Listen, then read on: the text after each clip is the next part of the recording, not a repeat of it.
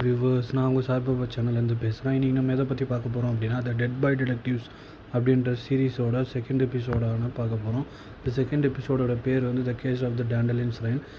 இவங்க இப்போ எட்வின்னும் Charles and crystal இவங்க எல்லாம் லண்டனுக்கு கிளம்பலான்னு பிளான் பண்ணும்போது இந்த கேட்ஸ் எல்லாம் சேர்ந்து நம்ம எட்வின் பையனை வந்து கூட்டிகிட்டு போயிட்டு கேட் கிங் அப்படின்ற ஒருத்தர்கிட்ட விட்டுருது. எதுக்காக அப்படின்னா, லாஸ்ட் எபிசோடில் நம்ம எட்வின் பையன் வந்து இந்த கேட்டை மாயாஜலம் பண்ணி மயக்கிடுவார். ஸோ அதனால் அது தண்டிக்கிறதுக்காக கூப்பிட்டு போயிடுவாங்க.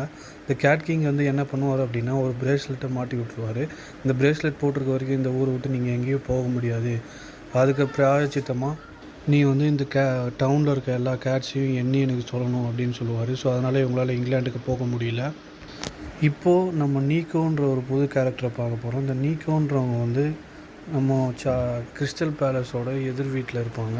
ஸோ அவங்க வந்து திடீர்னு மயக்கம் போட்டு வாந்தி எடுப்பாங்க பிங்க் கலரில். அதுக்கு பேர் தான் டேண்டலின்ஸ் ரைன், அதாவது அது ஒரு பேய் வகை. ஸோ அந்த பொண்ணை நம்ம டிடெக்டிவ்ஸும் நம்ம கிறிஸ்டல் பேலஸும் சேர்ந்து காப்பாற்றினாங்களா இல்லையா அப்படின்ற சொல்கிற எபிசோட் தான் இந்த கேஸ் ஆஃப் த டேண்டலின்ஸ் ரைன் அப்படின்ற எபிசோடு. இந்த எபிசோடில் நமக்கு ஃபுல்லாக அட்வென்ச்சர்ஸாக இருக்கும், க்ரைமும் இருக்கும் லைட்டாக, அது வர ஆக்ஷனாகவும் இருக்கும். ஸோ இதுலேயே ஹாரர் ஃபீல் ஆகாது. ஸோ இந்த சீரீஸோட மொத்த ட்ராபேக்கே எனக்கு தெரிஞ்சு ஹாரரை வந்து ஃபீல் ஆகாததுக்கான காரணம். ஆனால் ஹாரரை நோக்கி இவங்க போகலை, இவங்க ஒரு டிடெக்டிவ் சைடை நோக்கி போனதுனால அதில் இவங்க ஜெயிச்சிருக்காங்கன்னு நான் நினைக்கிறேன்.